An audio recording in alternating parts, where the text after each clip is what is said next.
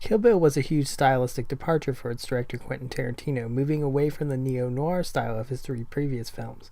It was also a big thematic departure for Tarantino, marking a beginning of a cycle of films that would be primarily concerned with revenge. Leaving his 2007 film Death Proof out of the equation, itself a B-movie homage included in the anthology film Grindhouse, Tarantino has made 3 films that deal with an oppressed group seeking revenge on a group that has historically oppressed them. This video will examine the revenge themes in Kill Bill Volumes 1 and 2, with my next 2 videos exploring those themes as presented in Inglourious Basterds and Django Unchained. Kill Bill, split into 2 films for reasons perhaps as much financial as they were artistic, draws inspiration from female-driven revenge films of the past.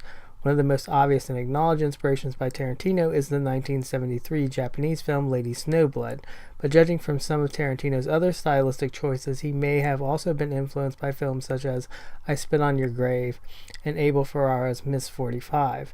In addition to this, Tarantino drew stylistic influence from a variety of sources: Japanese samurai films, Chinese kung fu films, Italian giallo films, as well as the works of Sergio Leone, Sam Peckinpah, and in one particularly obvious sequence, Brian De Palma.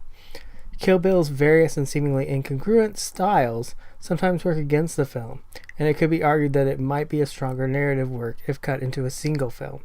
Tarantino himself has acknowledged this over the years by refusing offers to cut both Inglourious Basterds and Django Unchained into 2 films, and in premiering a 1-film version of Kill Bill, subtitled The Whole Bloody Affair, at the Cannes Film Festival. While not Tarantino's strongest work and arguably his most self-indulgent, there's still quite a lot of interesting subtext buried in the film itself.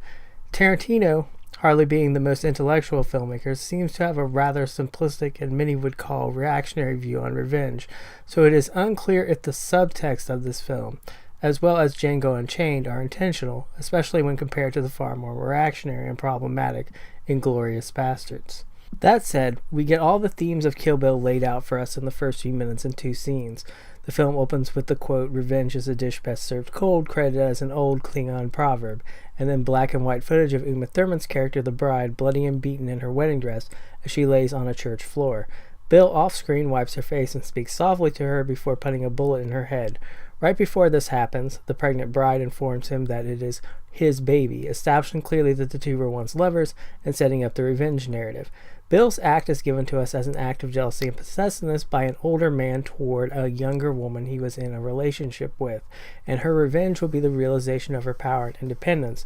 The next scene is the bride going after the second name on her death list, in typical Tarantino fashion given to us out of order. But there is a very clear reason that this is presented to us as the first proper scene of the bride's revenge quest.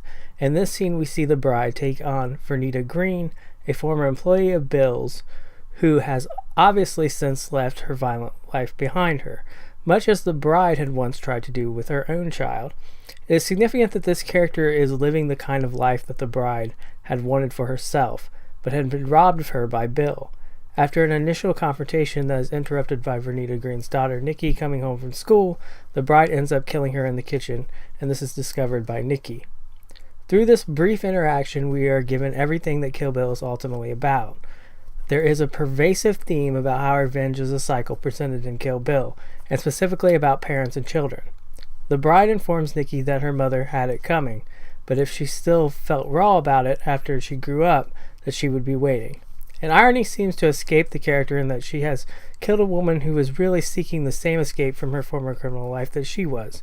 The bride must have wronged countless people in her former life as a hired assassin, and though it was Bill who had attacked her, it could have been any number of people from her former life just as easily. Her revenge is motivated by being robbed of the chance to escape a cycle that she herself perpetuates. This view of revenge is a common one found in the films that Tarantino is influenced by, specifically Asian revenge films. However, this seems lost on Tarantino when it comes to interviews he has given about revenge, and this take on revenge is unique to this particular Tarantino film. Inglourious Basterds and Django Unchained have a completely different view on revenge than Kill Bill does. So while this view may not in fact be Tarantino's own, he may be willing to explore revenge as a theme in a variety of ways, or what looks like a carefully laid out and intentional theme may in fact have significance that Tarantino never intended because this is something inherent in the films that he is referencing.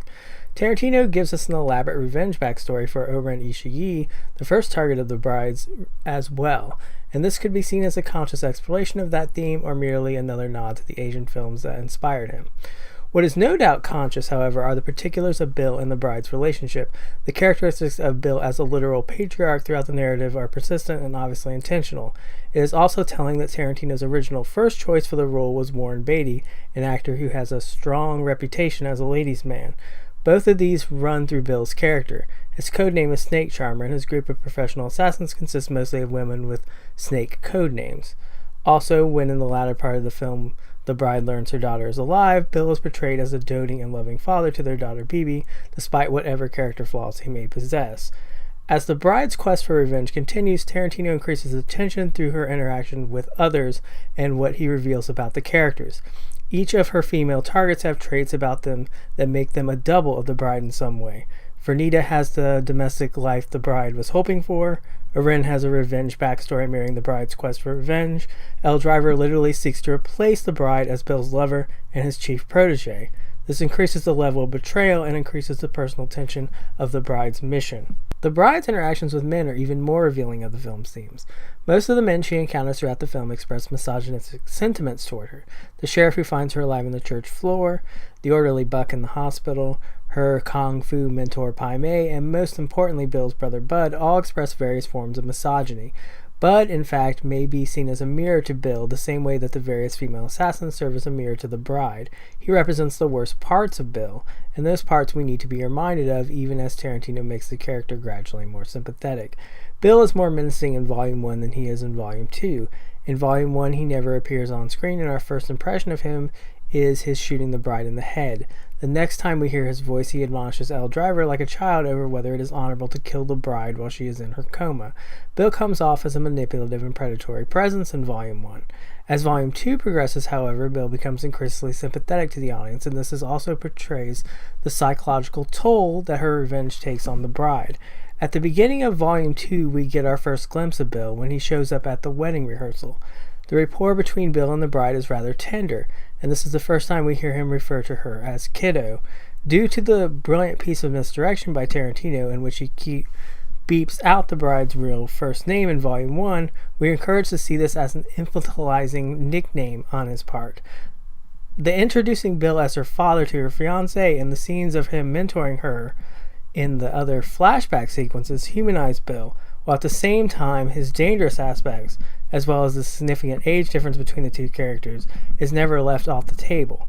However, when we learn the bride's real name, this changes the usage we assumed of kiddo, and this encourages us to evaluate everything we may have previously assumed about the relationship between the bride and Bill. In the final segment of the film, the bride learns Bill's whereabouts from Esteban, one of Bill's many mentors.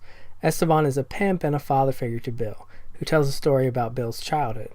This shines some light on Bill's character again before we meet him. However, when we finally do meet Bill in current time, we learn that he is now a seemingly retired and doting father to his and the bride's child. The emotional shift is one that makes the bride's revenge much more difficult for her personally, though at the same time it remains no less righteous in the severity of Bill's violation of her.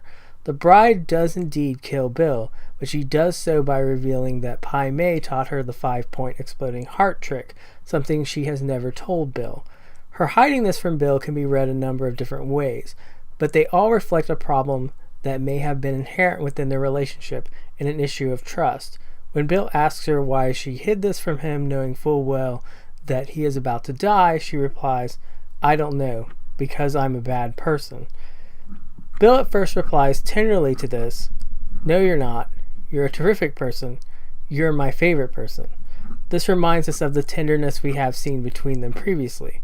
But sometimes, Bill continues, you can be a real cunt, adding a misogynistic insult that underscores the previous viciousness in his character.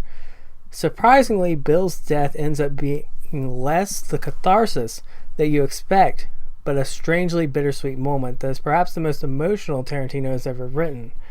Afterward, the bride is emotionally shaken by what has happened.